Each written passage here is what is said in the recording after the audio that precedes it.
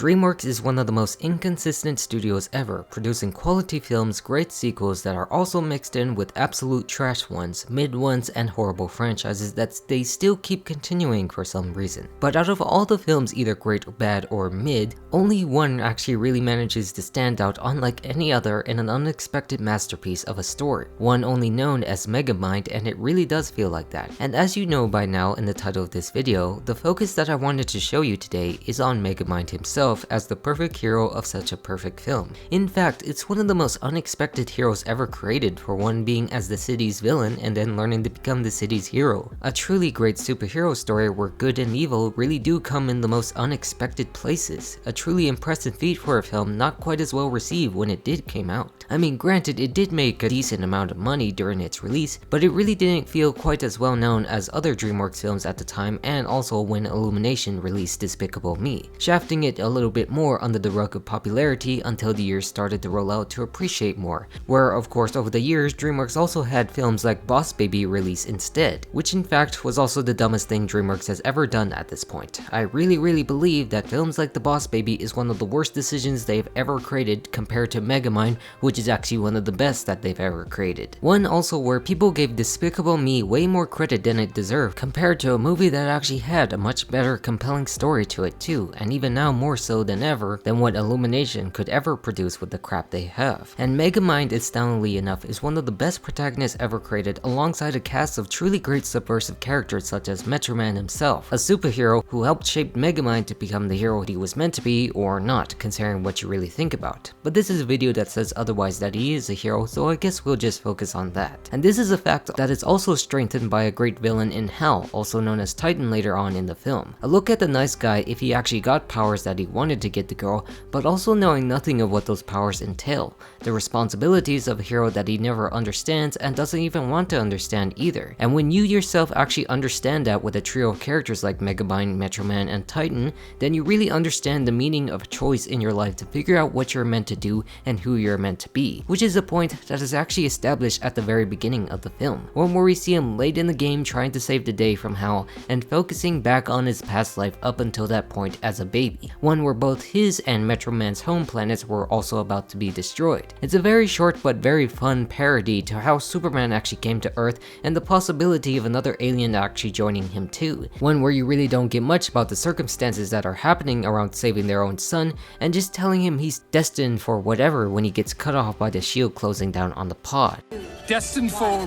what? And this is a moment that's actually the most important one in the entire movie, because like he said, he really doesn't know what he's destined for specifically. The question we are supposed to find out in the film itself and what he's shaped by doing growing up is what exactly he's going to be. What purpose does he actually fulfill? The ambiguous tone really sets up the main theme of the movie of choosing your own adventure to find out what you really want to do with your life, and remains to be the most important thing for Megamind overall to become a hero. One who just began his life in the world separated by Metro Man on one path, raised by a loving rich family, while Megamind ends up crashing into prison, off course to where he was supposed to go. One where we see him be raised by criminals teaching him wrong from right instead of the other way around that we normally think of. This is the step of a hero or villain in this case growing up in the world, being taught certain things about what others know until they themselves manage to figure them out. And this shows the concept of destiny his parents instilled him, really learning to find out if he was on the right path when he gets sent to school, probably trying to be a good boy and interacting with other children. One where actually Metro Man also attends, really showcasing some of the destiny supposedly taking place,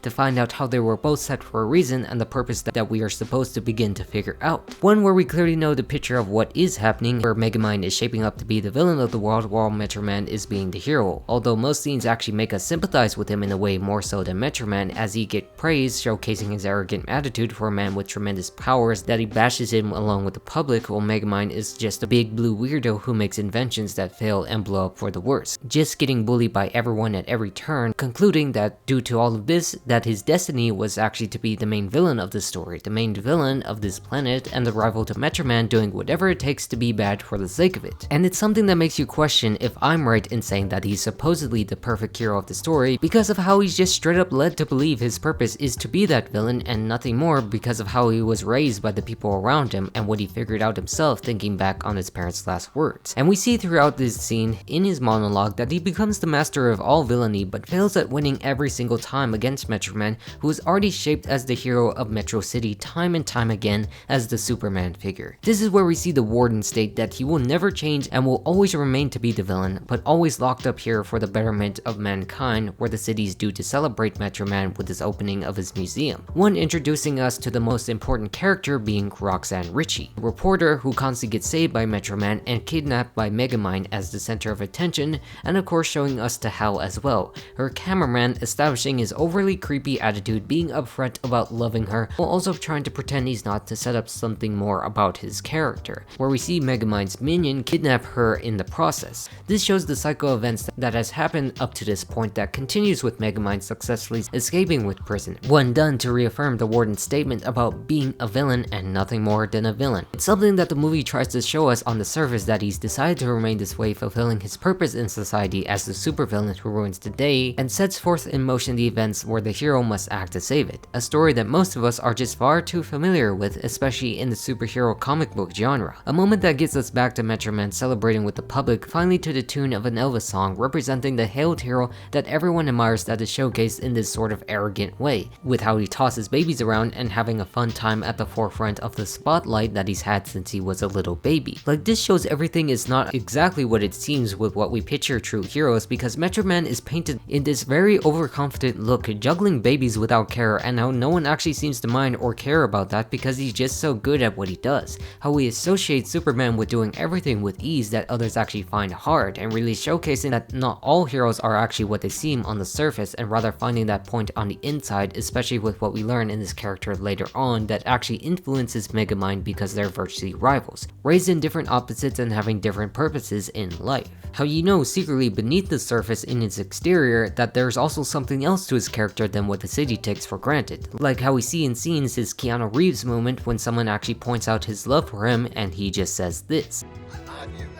And I love you, random citizen. This is something that paints in your mind that he's just saying that because he's praised by everyone, loving this random citizen that spoke up and nothing more. Not that he knows everyone or expects to, but just to show that other people who aren't important to his life, that he actually wants to find himself as anyone else. How he has taken the mantle of being the city's hero, but it's not really exactly what he wants at all, but actually shown the opposite at face value to really establish the state that both our heroes are actually in. And mainly Megamind, of course, who is happy to be free and back into the game, planning his evil plans and whatnot with Roxanne back in tow like they usually would be good at. And with her character, we find out that this routine has happened thousands of times before, declaring him to be very predictable while he tries to prove he's not and doing something for the sake of providing entertainment for the city. How he's that one supervillain that comes up with new plans that will finally serve him victorious no matter how hard he actually fails each time. And I really think here throughout the film they do a great job at communicating this point and how it's been established by this comedic expressions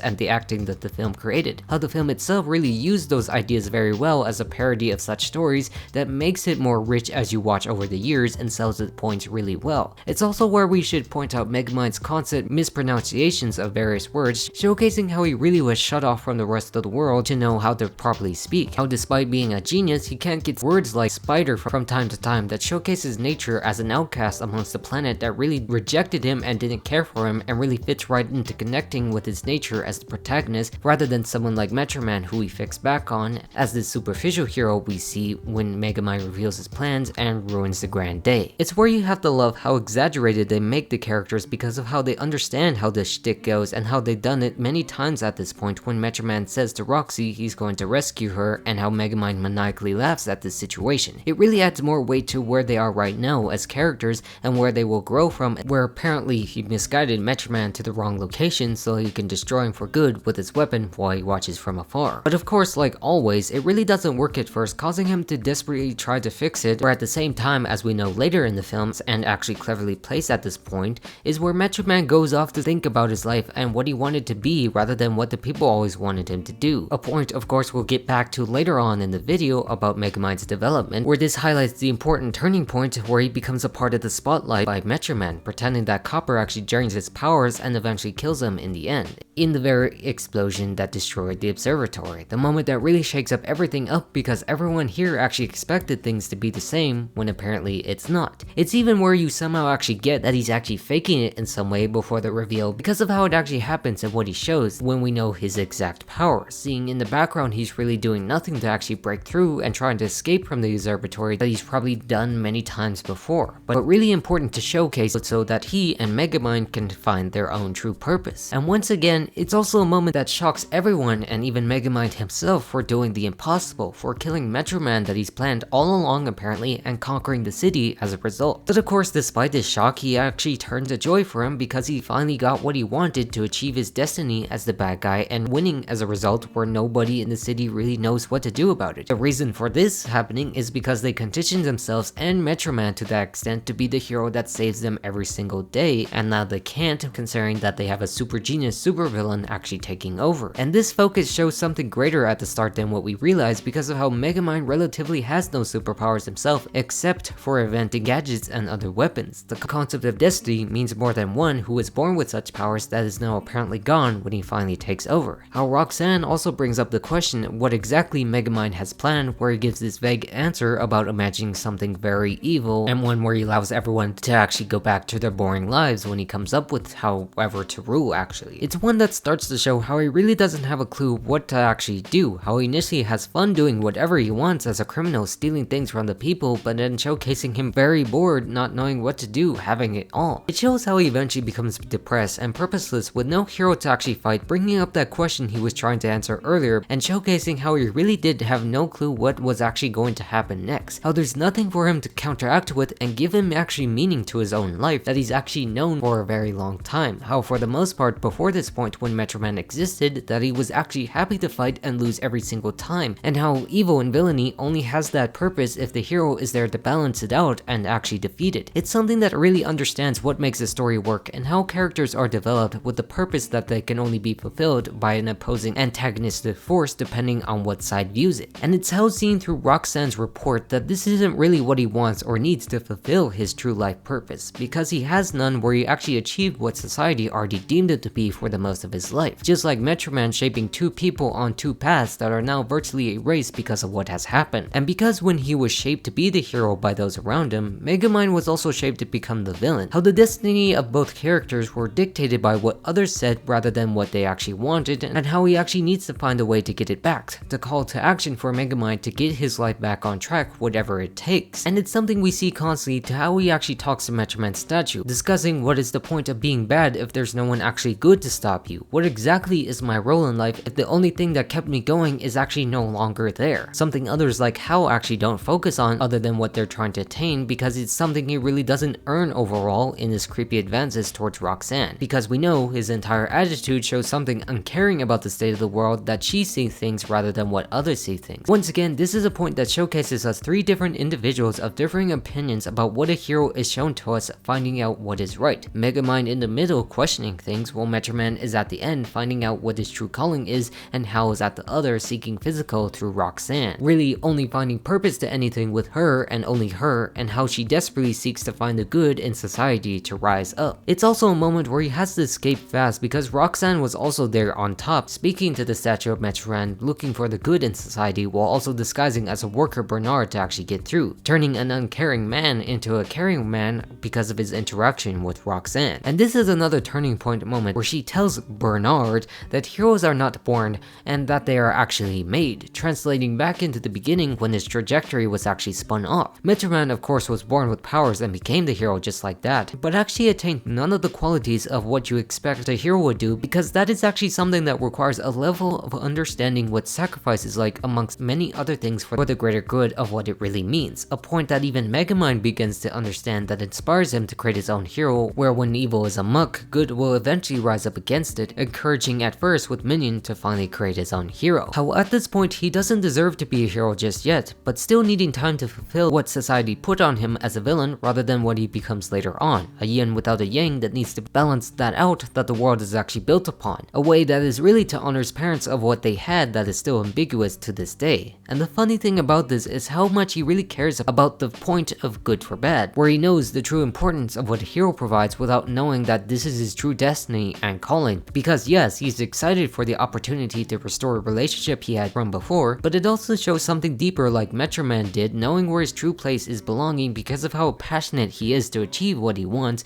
and restore the hero to the society. How he doesn't want to stop because then his life would actually become meaningless and irrelevant overall. And that's what gives reason to Hal's existence as a character in that case to become the quote-unquote hero of the situation after Megamind finishes his formula based on Metroman. One where he's also given more meaning to his life by his interaction as Bernard with Roxanne, who found Megamind's hideout, tussling with this idea of keeping everything a secret while discovering much more than what he knew before about her character. How this is where he starts to secretly and subconsciously become a hero and understand what other people are like. It's a moment that makes him happy once again, ready to use his formula with Hal, making him super strong with powers he actually dreamed of and the chance to restore what was lost. This moment is more important for Megamind becoming a hero because of how he himself is parroting Marlon Brando's Jor-El to teach Hal the meaning of becoming a hero, how he describes honor, justice, and nobility. How you see here, he already knows the points of becoming a hero and just doesn't know that it is him that needs to learn to use it rather than Hal, who he shows the ropes of being one, teaching someone who's actually secretly incapable of doing so, as we've seen from before with his nice guy attitude, and right now at this point of the film to be somehow capable. This then shows us two sides to the story, teaching Hal to control his powers, which he seems reckless at doing so, that even shocks Megamind himself, and of course spending time as Bernard with Roxanne, how they are both connecting after Metroman supposedly died, of being two people who had meaning when he was in the middle of them, but now discovering that they had more in common without him in the picture together, albeit not knowing fully quite yet in certain ways. How we see him actually grow as a character to understand what life purpose is also all about rather than what people taught him all his life to be, connecting with her about what she feels and what mattered in her life, where he starts to actually do better for the city, like cleaning it up, restoring things that he trashed so that she can be happy, understanding to be more selfless for others while also finishing Hal's journey to become a hero. But it's also one that separates himself from Minion, not really wanting to do crimes anymore because of what he found in Roxanne, doing things for the better rather than what they were groomed to be at this point. How it really doesn't feel like he's the man he was supposed to be, and tussles with the idea whether should he or shouldn't he actually be doing this because of Roxanne. And also, this is the point where Roxanne also discovers Hal once again, or in this case Titan, the new superhero who shows up out of nowhere and attempts to swoon her here and there throughout. It's one where we see him retain the creepiness he had pre-powers, caring much about treating Roxanne, where he thinks one way about achieving his goals and almost killing her in that process of lifting her throughout the city. His recklessness shows everything about his character that is not in a good way, with where he's really thinking of nothing but having her finally and nobody else. And I'm not going to spend too much time on this on his very character, but still highlighting the importance of what his power brings to an individual if brought to the wrong undeserved hands. How he really never understands in this scene of what responsibility such powers actually comes with, seeking the end before going along on the journey that heroes usually take. And when he finally knows that Roxanne doesn't want him, he becomes angry about it, thinking it was supposed to be this one way that he can have everything and that's it, but how it's not the actual case, and he leaves her right there knowing he can't have what he wants. That really shows us that Megamind chose the wrong person with powers. No matter what you do for the better, some people are just not meant to be heroes because they choose to be whatever they want to be, and how Hal chooses quickly to not be a hero because he just wants the glory that comes with it and nothing else. Not caring about saving people or adoration of the public,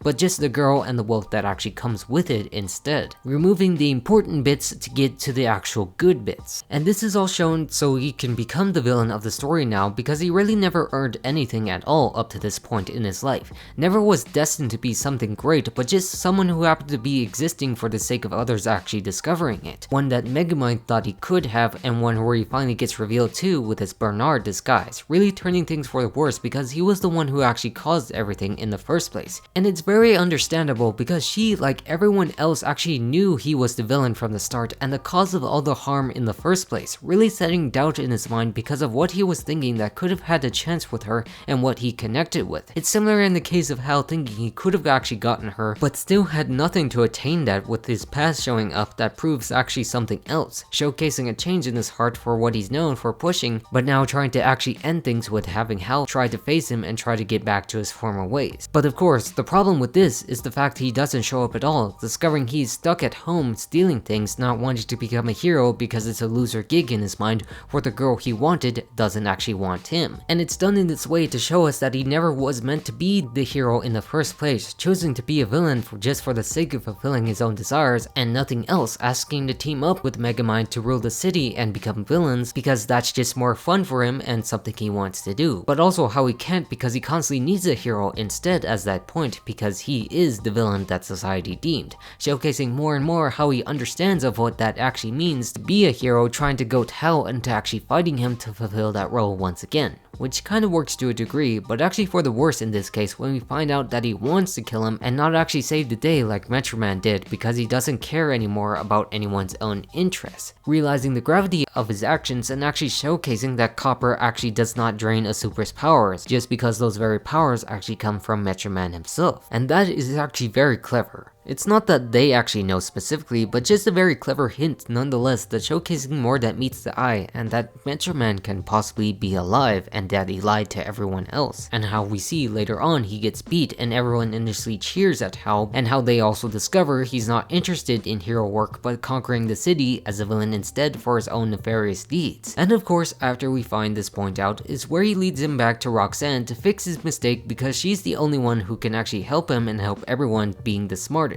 This is important because of how much he cares about the city from being destroyed by Titan and desperately trying to solve what he actually caused. Because if you remember during any point in the film, Megamind really just never harmed anyone like Titan is actually doing to the city. He never used his powers truly for nefarious to try to kill anybody, but he just wanted to do it for the sake of being a supervillain, understanding more ways how villainy is formed by others rather than what he was used to, trying to find that with clues Metroman left. And this is where the reveal of Metroman comes back into play, showcasing us he was still alive in an excellent twist that worked while showcasing the destruction Titan has caused. This brings us back to earlier about his worship as a hero, doing things because he was just so gifted at doing so for the attention, caring about their idolization and worship, but also understanding at the same time about what we've come to know with Megamind, identity crisis that our main heroes actually face with the roles that they have in society, the yin and yang effect that both had to try to be something that they were not, because what was actually given was mainly out of luck and what others actually wanted them to be rather than what they actually wanted to be. I say both even when it focuses on Metroman more because it really does apply to Megamind's character much more from his experiences and viewpoints that we see throughout the film. How during the time he was supposed to die, he spent time thinking about what his purpose would be after doing the same thing for so long, where even if it feels like it's selfish and you question if he did what's right or wrong, it's a point that's actually very relatable. How others like your family want you to be this one way, but you actually want to be something different in your own life, and that's something that the movie really does well to actually show. How despite everything he has with his powers, he really doesn't feel like he wants to do that with his life, and how there are more people deserving of this in that very role that are more kind and compassionate to them, and how Megamind needs to actually find that for themselves to what he actually knows,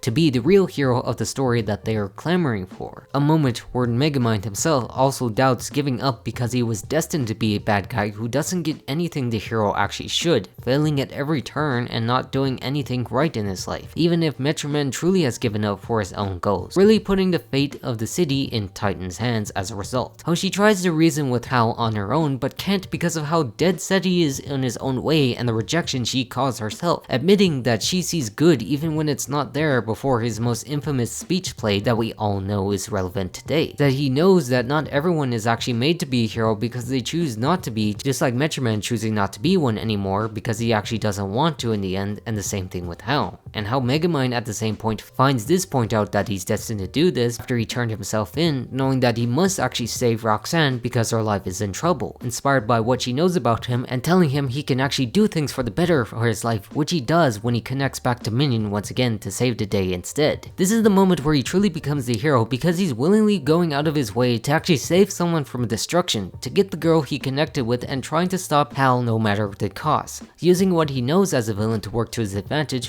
which of course encourages him disguised as Metroman to accomplish this task to strike fear into hell and showcasing how much he cares about being a hero for the people, the hero that most people actually associate with when they actually see him, where he actually does things for the better rather than worse, understanding the destiny he was actually meant for now and that he was supposed to find himself rather than what he had learned from the beginning, and how Roxanne reveals this to everyone knowing this point to minute, learning to accept him for how he is and what he's doing, how he finally manages to use what he actually learned over the years in his own unique way to save the day and finally defeat hell for the better, because like he said in the scene, he finally had a reason to actually win, more for her specifically, to know what they went through and showcasing that there is something he actually can do for himself and the people around him to fulfill his true purpose and destiny his parents actually wanted him to go on. And it's a point to how you yourself understand how the destiny was for him was to become his own person, to do whatever he feels right for himself and not what others actually told him to do throughout his life to become a villain. And it's all done not in a selfish way, because he really did care for everyone compared to Metroman and actually Titan. He put the passion for others out more so from the start, and now he's rewarded with it at the end, becoming the new official hero of the city. So overall, in the end, we learned that Megamind is the perfect hero because he truly knew what the hero was all along while thinking he was the villain for most of his life, but doing things along the way that a hero would do for the better of the people, and how others actually showed him this as well and what they wanted out of their life despite their tremendous powers, like Hal and of course Metroman, where the movie decided to found it in the most unlikely situations ever, and I really applaud that. And it's a film that also showcases how Despicable Me actually became more mediocre as time went down, that now more than ever, considering the franchise that spawned with it, that it really pales into comparison story-wise compared to Megamind, where it really made me happy to know throughout the other reviewers that gained millions of views that it actually attached a newfound level of appreciation for what it actually did, that Megamind actually did things differently to present a hero and villain and their importance in the movie that we have all come to know. And with that said, I'm all done, so goodbye.